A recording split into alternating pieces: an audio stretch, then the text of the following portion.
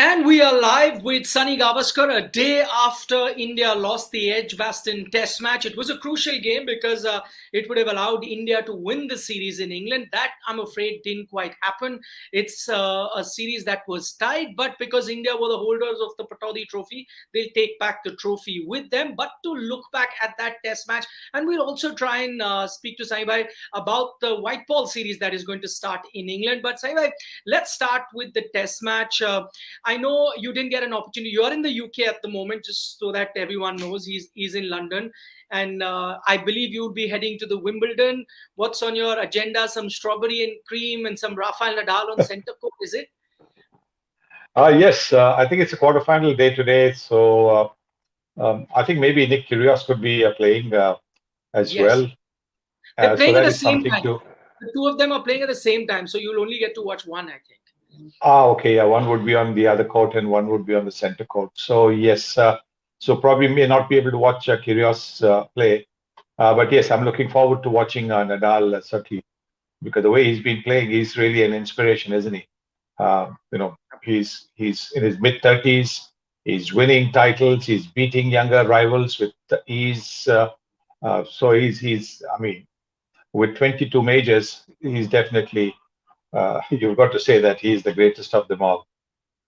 Right. Oh, that's a very interesting debate. We'll take out some time and then. Yeah, well, So, it's an individual thing, obviously, but yes. No, yeah. I'm on the same page as you. I think he's the GOAT, but that we could. I mean, there are people that could argue till the cows come home, and it makes for a very interesting debate when you look at Sure. Djokovic, Nadal, and Federer. Okay, let's get to the cricket, Saivai, and it's not great news.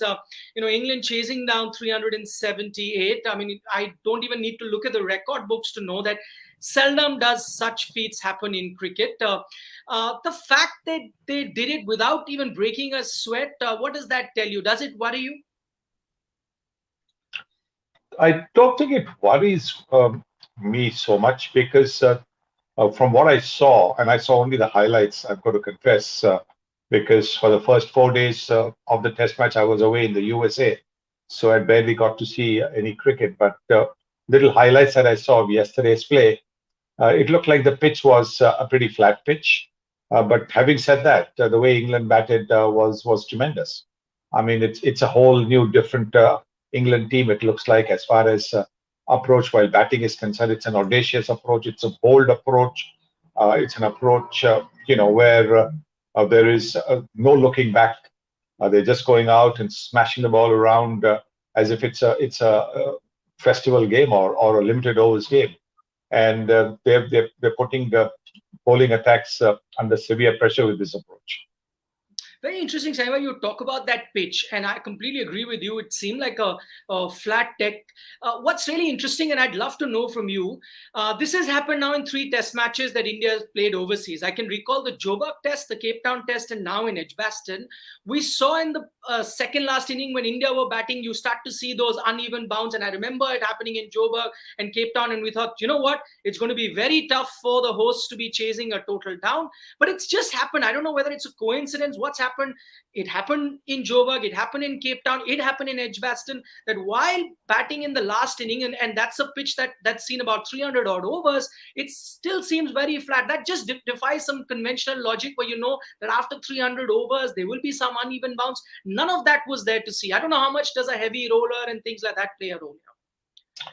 Well, the roller does play a role, but that's only for the immediate half an hour, 45 minutes sometimes, because it flattens, the dents or whatever it is that might happen, and there can be some dents when you have some real quick bowlers pounding the ball into the grass. There are just little divots, and the roller just helps to even that up. But I just thought that the Birmingham pitch has generally been very, very good for batting.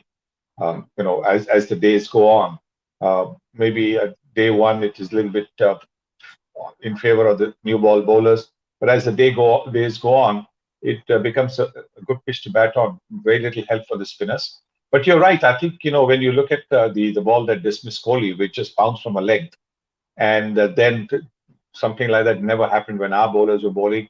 Whether our bowlers didn't bowl that line, I'm not too sure.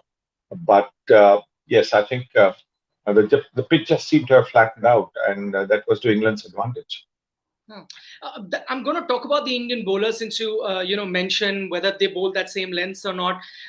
What did you make of that? You're defending 378. A couple of things there. One that was very, very visible. You see someone like Mohammad Siraj and Shardul Thakur mostly bowling cross seam. We know that if you were to use the seam, the ball can do those tricky things. I mean, there was this some sort of a focus to just bowl cross seam deliveries. The other bit that many felt that probably Bumrah, being the captain, underbowled himself. You start off day 5 defending 120 and the first over is given to Siraj. What did you make of India's bowling approach? But from the highlights that one saw, it looked that they were bowling way too short. And if you don't have the extra pace, bowling short means that the ball's coming below the shoulders around the midriff, and that is what Johnny Bairstow and Joe Root were just happily hooking away, and there seemed to be no protection for the fielders over there. They were, because of the fact that they were coming at such an easy pace, even if they might have been two fielders in the deep, one at deep square leg and one at deep fine leg, they were hitting it in front of between mid-on and mid-wicket, which also tells you that the ball wasn't coming at any great speed. But I think let's give credit to the England batsmen rather than chastising our bowlers. The England batsmen, I mean, this new approach has been so refreshing. You'll see now every single time England play a test match, there will be full houses. One, England is winning. In England particularly, one, England is winning, and everybody loves to see their own home team winning. And secondly, they're winning in style. This is the fourth consecutive time that they've gone out and just smashed the ball around. So they're conveying that enjoyment to all the viewers, on television as well as those who are at the ground. We're getting a lot of questions. I can see Alok Khandelwal and Christopher Jetty, both of them who are joining us live, have a similar sort of question. And Zaima, this is, of course, in hindsight. What they want to know is, do you think India missed a trick by not playing Ravichandran Ashwin? Maybe he could have come in with a Shardul Thakur. And, in batting, they gave almost the same thing, but bowling, maybe a better bowler in Ashwin? Well, with somebody who's got so many, 400 plus wickets, you obviously think that, he would make a difference, because that's the reason why he's picked up 400 odd wickets. But again, this is absolutely like hindsight. They went in with the four seam bowlers plus Ravindra Jadeja as the attack last year, and they stuck to that.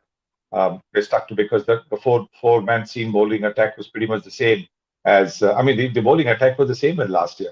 All the test matches, I think these were the four new ball bowlers who bowled, and there was Ravindra Jadeja as the lone spinner. So yes, I think they didn't change it at all.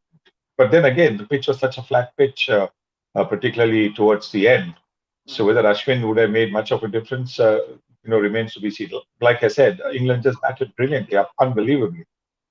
Okay, the reason, Saima, I started this interaction by saying that, do you feel a bit disappointed in this Indian team was primarily because, again, I go back to those 3 test matches. Now, there have been 3 back-to-back test matches overseas, 2 in South Africa and now against England. And all 3 of them, I recall, were all record chases. At all 3 occasions, it was a very stiff target for the opposition to chase down, and many expected, 9 times out of 10, you would have expected the team that's defending it to have won it.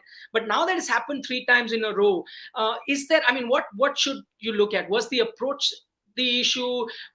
Is it time for us to worry about our bowling? What do you think has gone wrong? That 3 record chases have happened, back to back. It certainly is a cause for worry, because you're absolutely right. Particularly this latest chase of 378, that's a huge total to chase. And the way they did it with so much time to spare on the final day, they got the 120 runs in about 100 minutes or so, less than 100 minutes. That is unbelievable batting. And while this pitch looked to be a good batting pitch, the pitches in South Africa were not that easy to bat on.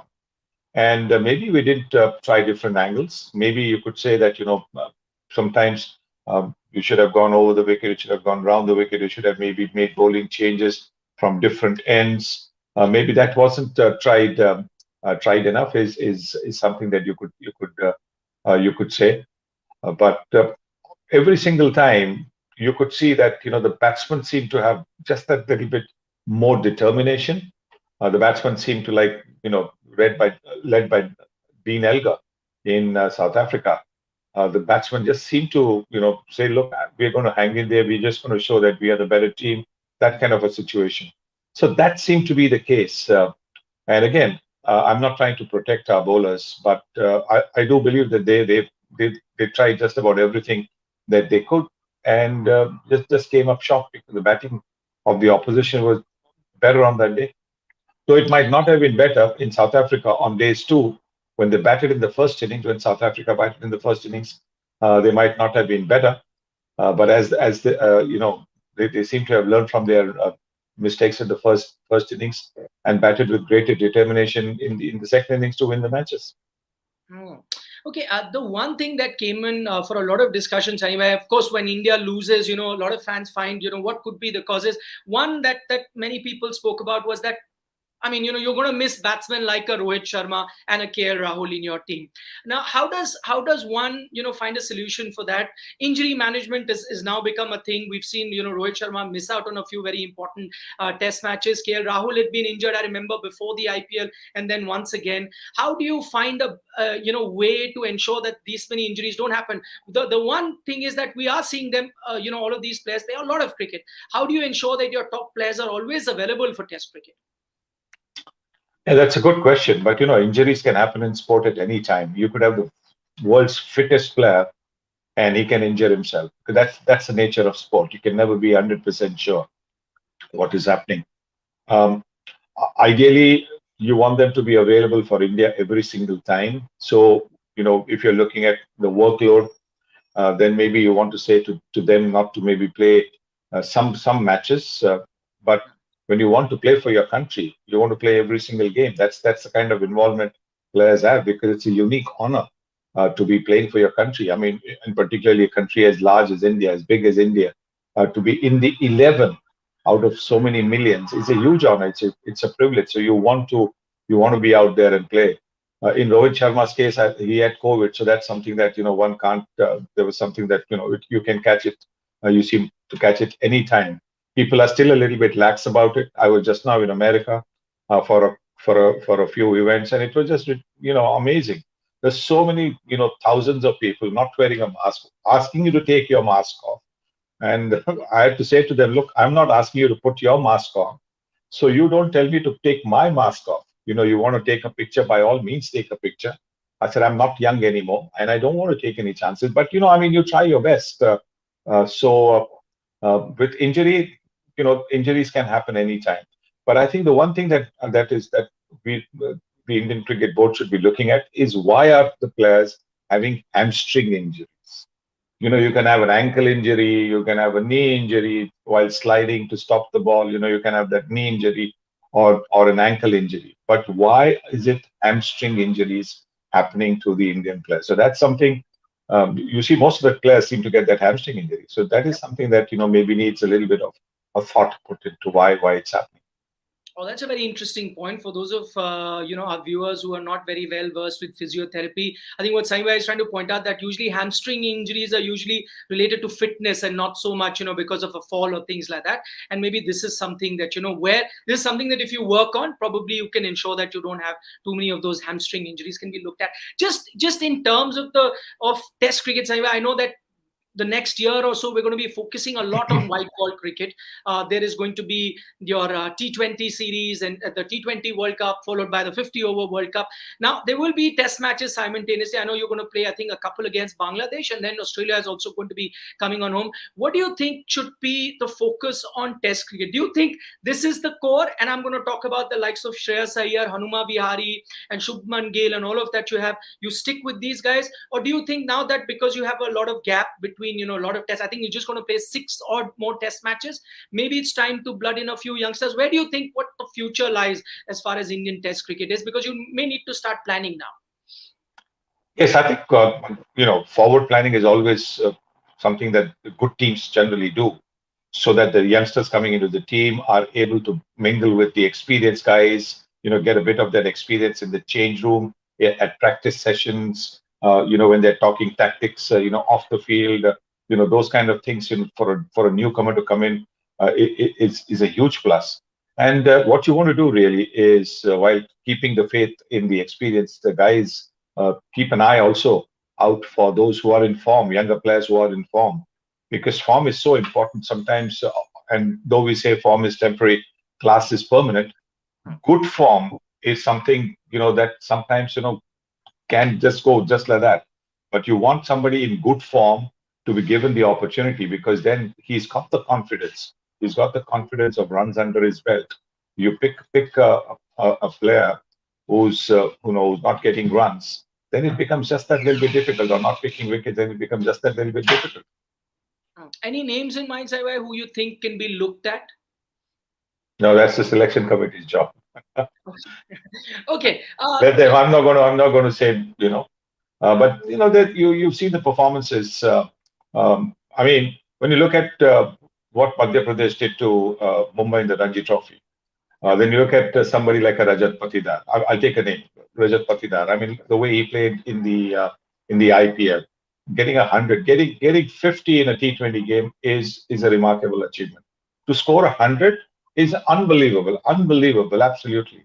And the manner in which he got that 100 in Kolkata in the playoffs, and then the hundreds that he's got in the Ranji Trophy shows that here is a cricketer, here is a batsman who has this ability to switch on and off from the different formats, switch the bat speeds, so important, which are very fast for the white ball game, to the slightly more controlled bat speed for Test cricket, for the red ball game. So he's somebody you definitely want to keep an eye out on. Austin Kuna is joining us right now. Saiba, he has a question. He's saying, that Rishabh Pant has been that man in form. He's been a game changer for India in Test cricket. Do you think he should be considered as India's next Test captain? I'll just extend that question a bit. Do you think that, and I spoke about, how much focus is going to be on white ball cricket, and we know that Rohit Sharma is going to be in charge of those two projects, one being the T20 World Cup and the 50-over World Cup. And considering you're going to be playing a lot of cricket, would you rather have Rohit focus completely on the white ball format? Of course, he continues to play Test cricket, but do you think now that you'll have Bangladesh and maybe Australia at home, maybe look at another Test captain while Rohit continues to play Test cricket, look at another Test captain and he is in charge of the white ball format? I mean, is there merit in this sort of a thinking? No, I don't think so. Because, I do believe that, we should stick with Rohit because of the fact that he's been such an impressive captain with impressive results, apart from what happened with Mumbai Indians this time around. But so I think, and he's hardly been captain for a few months. So I don't think it's sometimes captaincy can take a load on you, which affects your performances, individual performances. But I don't think that seems to be happening at the moment with Rohit Sharma. So yes, I think you must groom younger players, and Rishabh Pant is one of them. I think Rishabh. I'm not saying that Rishabh should be the next captain, but he's certainly, with the experience that he's getting, captaining, the Delhi team, the Delhi Capitals team, as well as the 5 matches that he captained for India against South Africa in the T20 series. All that is excellent. But he's only 23, and the more he experiences captaincy at a slightly lower level, that will help him when he eventually gets to captain India. Okay, Hardik has a question. He's not Pandya, he's just Hardik. I can see his name. He says that, what do you make of Hanuma Vihari's future as a Test cricketer? Do you think he can be part of this, batting lineup once the top guys like KL Rahul and Rohit Sharma's return? Well, if you go by, what happened, yes, you would say that, yeah, he might struggle to be part of the team. But again, you have to look at the way he batted against New Zealand in the series at home. There was a certain calmness, there was a certain, measured approach, proper Test approach that he displayed. So he certainly has shown that he's capable of batting at the highest level. Let's not go by just one game. He's somebody that you should keep in mind because of the fact that he certainly has shown that he's capable of playing at the highest level. And yes, I think when Rohit Sharma and KL Rahul come, things will be a little bit difficult. I mean, Shubman Gill will. And Pujara in form. And Pujara scoring runs. So Shubman Gill will probably find it difficult to keep his place as well, with both Rahul and Rohit Sharma being back. So yes, there could be a few changes in the batting the next time India play a Test match. But again, like I said, look at the form and go for it. The other one, Shreyas Iyer, because I know you didn't see the entire Test matches, but there were visuals there in the Test matches shown that Brendan McCullum, who of course knows Shreyas Iyer very well because of that IPL stint, he would indicate to his bowlers that bowl short to him. They would do exactly that, and then he would succumb to short pitch bowling. I know this has been pointed out by a lot of experts, even in the IPL. But I thought white ball, weakness against short pitch bowling might be slightly different because you have to be attacking against the short pitch delivery, maybe slightly different to what you do in red ball cricket, where you have the option to let the short pitch delivery go by as well. But how do you see his future in Test cricket? I mean, it is something that he will have to work on. Would you give him a longer rope and allow him some more time to work on that and keep him a part of the Test team? Yes, I think so. I think you don't want to jump to conclusions after seeing one or two games. You want to give players like even with Hanuma Vihari, after one game we are talking, does he have a place in the team? Well, look at what he's done for India. He's batted so well before that, and even Shreyas Iyer batted. At the start he batted well. So I think let's just see a little bit more of them. But I just want to come back to what you said just now about the England coach Brendan McCullum's Yes. signaling from the boundary. I wasn't there; I didn't see it. But it's again, there's something that we need to look at when it comes to coaches for the IPL, because you have a lot of people who are eventually coaching their national teams, and when they come to the IPL, they get to see firsthand some of our players. Now, getting data from the computer and seeing firsthand is completely different, and therefore sometimes it is a disadvantage to Indian cricket that some of the guys who will go and assist, maybe not as main coaches, but as assistant coaches or batting consultants or bowling consultants who are coming and coaching for the respective franchises. They get that first-hand information about Indian players, and that sometimes might not be a great advantage for India. Okay, so I'm just going to shift a bit of focus because I've got Christopher Jetty and there was another gentleman. Sorry, I missed your name, but I did see your question, and both of them were asking about Virat Kohli and particularly about the fact that I know, Saiba, you didn't see the entire match, but we did notice that Virat was making a conscious effort this time around to bat way out of the crease. He had a very extended front foot movement, trying to counter the swing bowling. So you could make out that was his approach. He didn't really pay dividends for him in this particular Test match. But there is also a school of thought. I was listening to Mohammad Azruddin some time back, and he thought that maybe in England sometimes it's better to bat deep in the crease, but it allows you that extra microsecond then to negotiate swing bowling.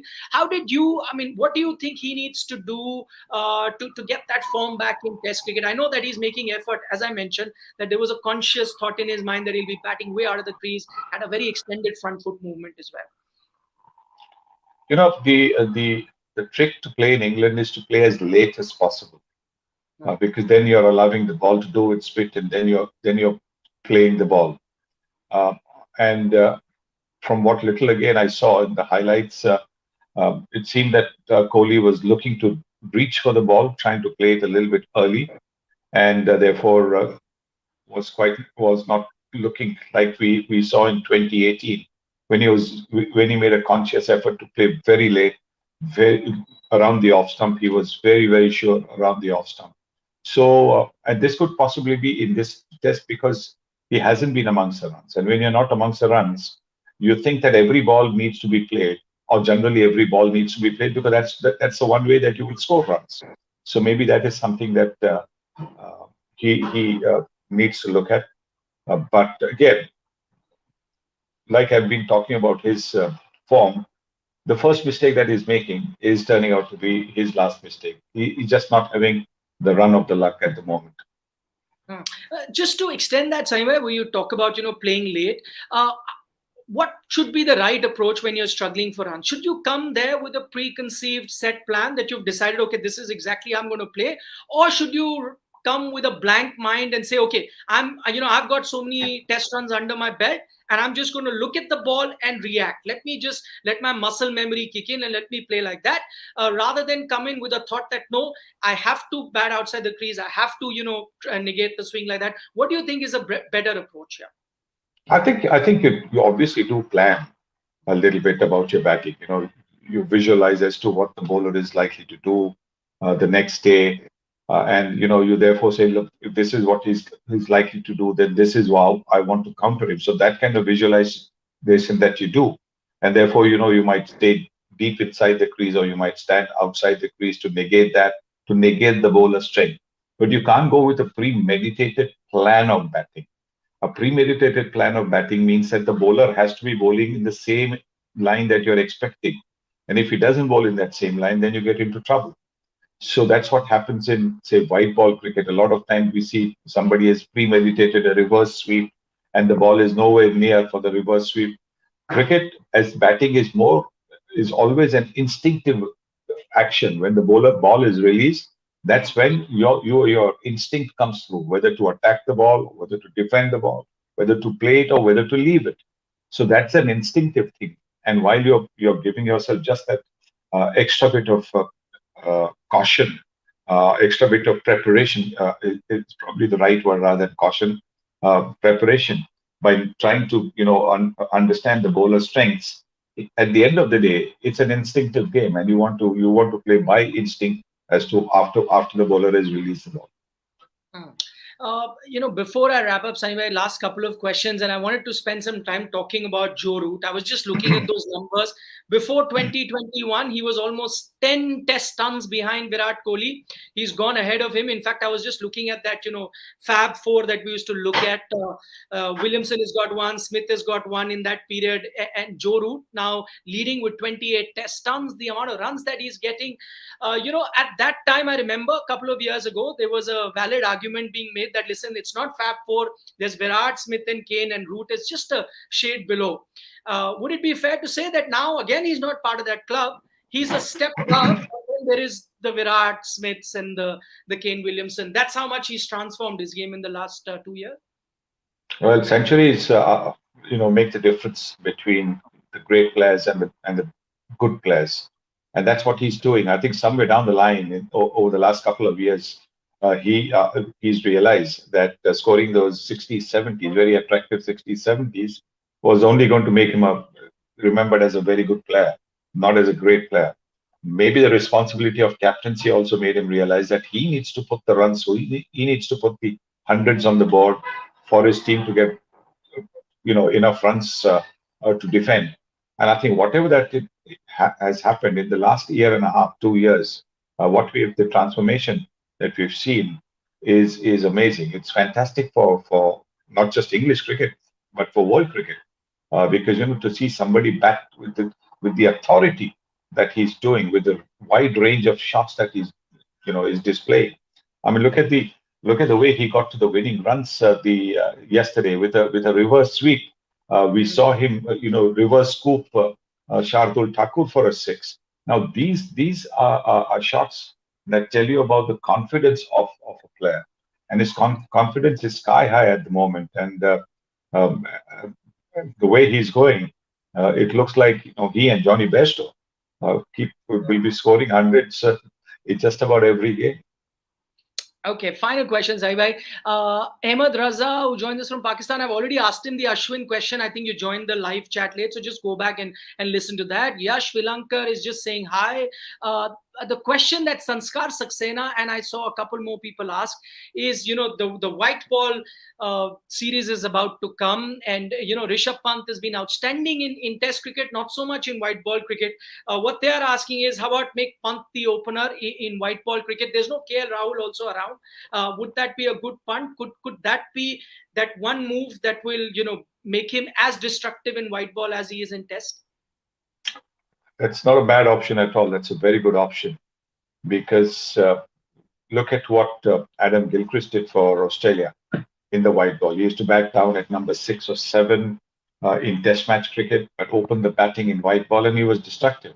And maybe somebody like a Rishabh Pant can be equally destructive.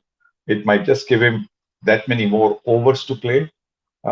We've been talking about him as a finisher, but as a finisher, sometimes he comes in there and starts slamming the ball straight away and gets out. But here he will have the awareness that he doesn't have to go bang bang from the first ball. he does have a few deliveries to get used to the pace and the movement, particularly when you're playing in England. There will be a little more movement even with the white ball than say anywhere else. So to be able to give him a little bit of time to get adjusted to that and then slam bang it, that can actually work in India's favor. So yeah, not a bad option at all. All right, Simon, I won't hold you any longer. I know that you have to head to SW19, that is Wimbledon. I kept talking about Nadal. I forgot there's Sania Mirza playing her, semi-finals. So you'd get a chance to watch her. Yes, of course. If I know which court she's playing on, definitely love to go and cheer her because it'll be fantastic to have her in the finals again. And for her to add to her major wins or slam wins as they call it nowadays. So that'll be. I'm old fashioned enough to think it's a major win. Everybody calls it a slam, but whatever. I mean, a win would be fantastic. So yes, if I get the chance, I'll certainly go and cheer her up. All right, Simon, thank you so much for your time and you have a good day. I hope it's nice and sunny in London and you have a good day. Thank you. Yeah.